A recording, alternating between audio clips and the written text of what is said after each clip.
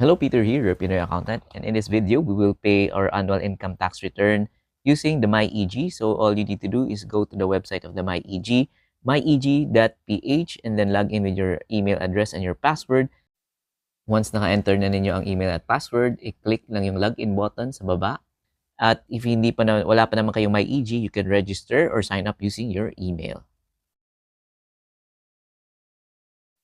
Once successfully nakapag-login na kayo sa inyong MyEG account, scroll down nyo lang at hanapin ninyo ang BIR Online Tax Payment. So, i-click nyo lang itong BIR Online Tax Payment. Hintayin lang natin mag-load.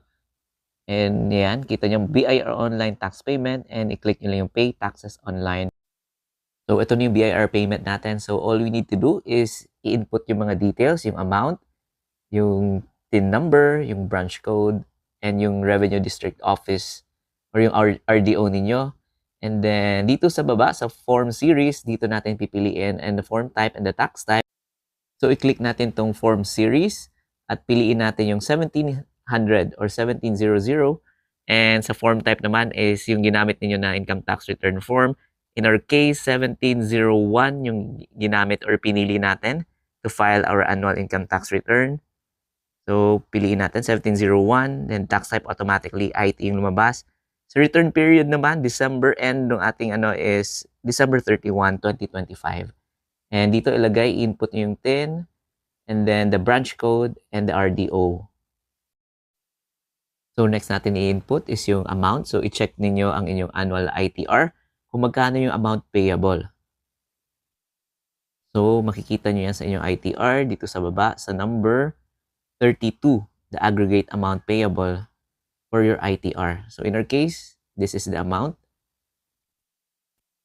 So balik tayo sa MyEG at i-input natin dito sa pay amount yung ating payable.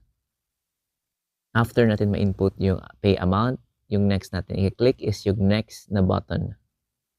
Next natin is yung email address. So be sure yung email address na ilalagay nyo is yung current ninyo kung saan makaka-receive kayo ng ating payment confirmation naman.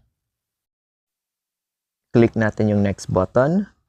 And then review nyo lang yung mga details na naka-indicate dito if tama lahat.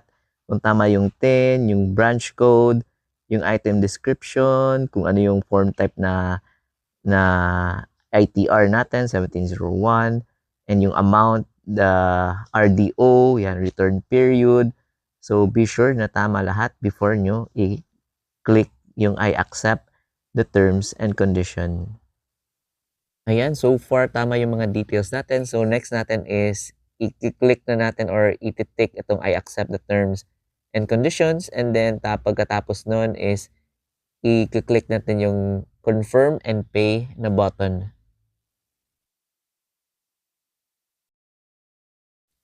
So ito yung payment gateway ng MyEG, Bureau of Internal Revenue. Kita nyo and the amount due.